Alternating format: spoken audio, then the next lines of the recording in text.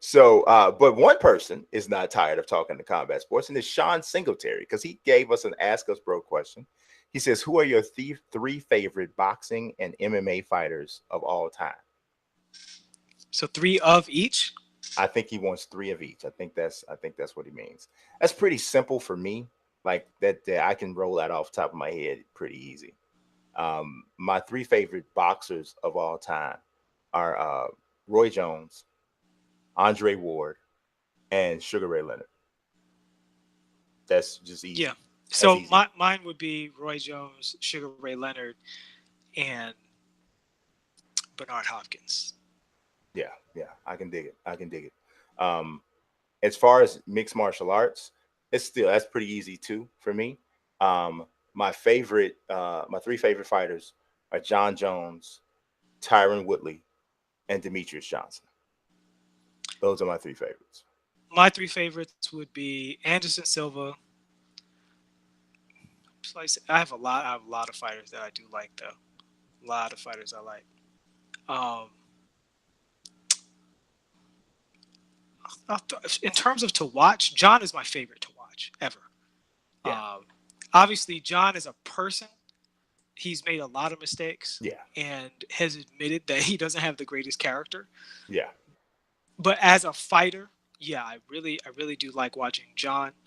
Um, Anderson Silva overall is probably, you know, my favorite. And what would be the last one? Gets competitive after that.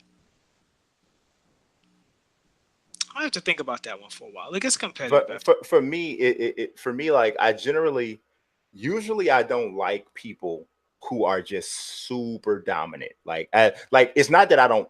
I shouldn't say I don't like. Let me roll that back. Those people don't tend to be my favorites, right? Usually, the people who tend to be my favorites are people who are who've been through something. They had to have some sort of comeback story, whether it was of their own doing or not.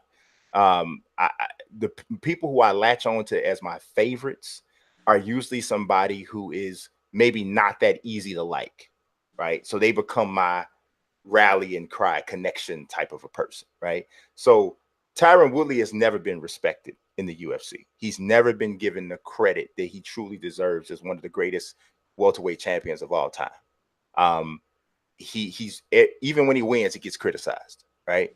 And so he's also because I'm an urban African American, right? He's one of the few urban African Americans in mixed martial arts. So I draw a connection to that because most of the African Americans in mixed martial arts don't act anything like me. They don't move like me. They don't talk like me. They don't. And because I see that connection with him, that and his skill level and the fact that he's not getting respect, that drew me to Tyron Woodley really, really early on. So I've never not rooted for Tyron Woodley. John is just amazing. Yeah. John is just John. Me and John don't have anything in common except we're both two tall black men, and that's about it. But John is just so freaking good that it's just I am literally in awe of how good he is at fighting. So that's where the love for John comes in. And then as far as Demetrius doesn't get respect. He doesn't get respect. He is very likely the greatest mixed martial artist in the world. It's between him and John, in my opinion. But he's little, and he suffers from size bias, which is prevalent in the United States. Which is one of the biggest reasons why he wanted to go to one championship, where the smaller weight classes are far more appreciated because people are generally smaller in these countries. So and his nerd core movement is respected, right?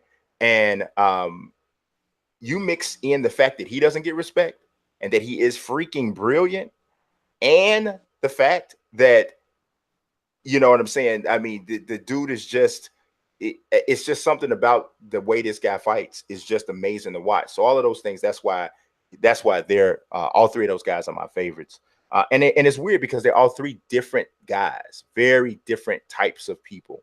But those three guys are my favorite mixed martial artists. Sugar Ray Leonard is the great fighter that I grew up on. And Yeah, that was what it was for me. I yeah, watched a lot of tapes yeah. of his, and I could have honestly thrown Hagler into that because Hmm. Hagler was the bad guy I grew up with. So I Hmm. liked him, but I liked him as a heel. Hmm. I never You know liked what I Hagler. mean? I never like. I Um, respected Hagler. I respected him, and well, I knew when I how was a kid, outstanding he I was. disliked him, Yeah, but I always wanted to watch him. yeah, You know what I'm saying? yeah, That's yeah. what I mean by liked. That's kind of the same thing with John to a degree. John Jones. It's like I like Anderson Silva. He does, Wing Chun and Yeah, actual MMA matches. That's awesome, right? yeah. He's true martial artist, right? Right. Um, John, excellent martial artist, super creative as a fighter, probably the greatest of all time. There's really not a lot of evidence that he isn't the greatest of all time.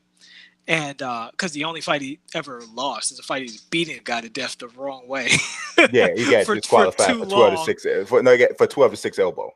in a fight that probably should have been stopped 3 elbows ago. Yeah, he was. So Yeah, with John, it's just his relentless excellence as a martial artist that it's like I have to watch him, even though again some of the things he's done, he'll tell you himself he's not proud of it, and I wouldn't want him representing the sport. You know what I mean? yeah. But the other guys, it's just too much of a mixed bag. Like George St. Pierre is fantastic. I never found his fight style particularly charisma, but he's so well rounded. Like I appreciate his greatness.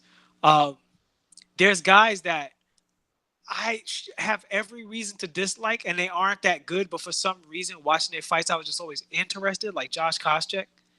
Like Koscheck, no one should root for Josh Koscheck. He seems to be a jerk, and he's not even that great. Yeah. But he's just always interesting. You know what I mean? It's always interesting to watch. Josh. Matt Yeah, Hughes, I don't yeah, know if I've missed that many Matt Hughes fights, but I yeah. rooted for him to lose in every single one. Yeah, yeah. I actually liked Matt Obviously, we're all Hughes. rooting for him now. Yeah, You yeah, know? yeah. I actually liked Matt Hughes. Josh Koscheck, I never dug. Josh Koscheck, one of the two most indelible images in my head related to Josh Koscheck are actually both not very good for him. I remember him getting knocked completely off his rocker by Tyron Woodley. I remember him getting choked so disgustingly that a big glob of slob came out of his Yeah. mouth on his jaw. That was horrible. And then I also remember him dominating Paul Daly and Paul Daly sucker punching him after the fight. Yeah, it's So, crazy. like, walked up to him, bow. And I remember Dan Mirgliata going, Paul, are you kidding me? Paul, Who are you my last kidding one me? probably is? Honestly, it's probably Rashad Evans is my third. Yeah. You know what it is about Rashad? Rashad had the most unexpected career for me. I watched him on The Ultimate Fighter. He was a little out of shape. He had I believe, Michigan background. NC, I don't think it's Michigan. NC, It's a collegiate. It's an NCAA background, but I don't think it's Michigan. okay, but he had the NCAA background, and you looking it up? Yeah, I'm looking it up. I can't stand not to know. Yeah, not to know. Um, but when he was doing it, it was like he was a wrestler. He wasn't that great of a striker. He was a little out of shape. But when he was at his most dominant, he was in incredible shape, fighting undersized, knocking people out. It was so much work to transform himself into the Rashad Evans that was a champion that it was just like remarkable, for him. Rashard Evans is also one of the single nicest dudes you will ever meet. Yeah. Like, So I I'm mean, telling it's you, probably like, Rashad Evans. yeah, he is I mean, like, you would think that it was Michigan State. It was Michigan State. It was Michigan State. You would think that Rashard Evans was like a dude just coming up in the sport. If you met him now, he's a UFC Hall. He's gonna be a Hall of Famer. For sure, But for sure. you would think that when you met him, you would think that he's just some guy who's cleaning the mats kind of a guy. Just the nicest or super humble guys you ever want to meet. Just a really nice guy. I never did. The only time I disliked Rashard Evans was against when he fought John Jones. Because I've never rooted against John Jones ever. Yeah. So I actually felt bad for him in that because that was a fight he really, really did not want because they'd shared camps, and he was like, They Well, told me I would. he didn't talk like he didn't want it. He No, didn't when talk like he didn't he want it. complained a lot about it before. No, There I'm was, talking but about there was. there was a lot of nasty trash talk leading up to that fight. Yeah, but the part of the reason the trash talk came out was because it was supposed to be more of a Askren Woodley thing, where it's like, we're gonna keep this arranged so I don't have to deal with you because we know too much about each other and this is a fight it's not the same as me fighting some other opponent considering we trained together. And that was part of what we talked about when I brought you into my gym. We have, I'm really enjoying the postseason. I don't have a real rooting interest. I don't. I noticed when Jimmy was doing his thing, he was the only good player on the Sixers for a good stretch in Game 1, and you tweeted the one play where he got faked out. No, I tweeted a couple things after that. I also said that it is funny that the Sixers look their worst when Jimmy is at his best. Look at the hatred coming off you right now. I'm just trying to say is like steam. Hey, I called it like I saw it. Just think about it. Look at the game that they. What happened was they were playing terrible and Jimmy stepped up. But Jimmy started. But see, here's the thing, and this is not a Jimmy conversation. I'm gonna say this one thing, and then I'm gonna let it go. There are some great players, right? And I'm not calling Jimmy a great player because I don't think he's a great player. I think he's a really good player. But there are some great players who know how to take over for a stretch, right? And then they elevate everybody else, right? And so they spurred the comeback, or they spurred or pushed their team through the tough spot. But then they were able to elevate everybody else and bring everybody in. I'll give you a perfect example. Michael Jordan, the double nickel in Madison Square Garden, right? Bulls were playing terrible in that game for a stretch. Mike had to go off and do what he did. But at one point in the game, when the Knicks started to really clamp down, and he might have had like 48 or 49 at that point, he started making plays, getting other guys involved. The biggest bucket of the game is Mike dishing off to Bill Winnington for a dunk under the basket after he drew all of the attention. When Jimmy takes over, it's screw everybody else. I got it. And it makes him look great. But if you look at the games that he does that, they generally don't win. They generally don't win because he's doing it by himself. And that very much matches what we've seen of his personality. He is a go off on my own individual kind of guy. It's one of the biggest reasons why I don't think he'll ever be one of the best players on a championship team. That is quite the story you painted there. Brett Brown, their coach, said Jimmy was the only adult in the room. Well, what else is Brett going to say? He's going to say, I don't like that. He can say a lot of other things. Yeah.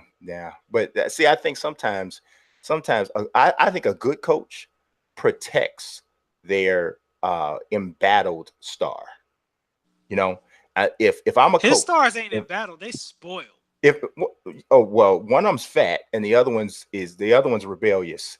So they both probably rebellious. But the thing about, I know that if I'm Brant Brown or I'm Jimmy's coach, I know everybody's always talking about Jimmy's attitude and he's this, he's that. Even if I think that, when I'm in the media, I'm not ever going to say that. I'm going to say the exact opposite because I want to. So you think he was lying? I'm not saying he was lying, but I think sometimes you can accentuate a positive moment from somebody in an effort to build them up or an effort to protect them. That's all I'm saying. It looked like that he was telling the truth there, specifically because one of the things that happened with that team was when they went into the second half of Game 2, and Jimmy said that the coach came in and was yelling at them. He said, I love that. So that's the other side of it that shows that it might be some substance to what Brett Brown was saying, that when Brett Brown played the tough guy, Jimmy had his back. Well, yeah, I mean, Jimmy likes that. Jimmy likes that. I'm sure there was other players in the locker room that was pouting. They probably were. Maybe they were. I mean, I'm not saying that the other players are right in Philly. Clearly, no, I'm not saying that either. I don't know what Jimmy said. I know what Brent Brown said that Jimmy said, but I'm saying that you can tell from looking at the leadership that the 76ers have in terms of their better players. There's a lot of maturity that still needs to take place with Ben Simmons and Joel Embiid. They're not going to win until those two guys mature. D. Johnson just asked, was it going to be Amir Khan or Terrence Crawford? Terrence Crawford will score a knockout in the 5th or 6th round.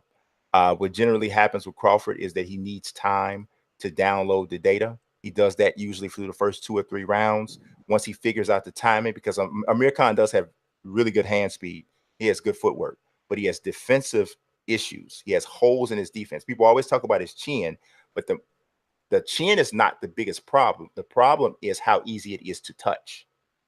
It's easy to get to his chin, and yes, it's not the sturdiest. But if you think about all the times Amir Khan's been knocked out, we haven't seen him get knocked out by soft punches. When he's taking these shots, he's taking mammoth shots. That's a defense problem before it's a chin problem, because you shouldn't be getting hit that cleanly with the type of shots that he's getting hit with. He will be knocked out in the 5th or 6th round.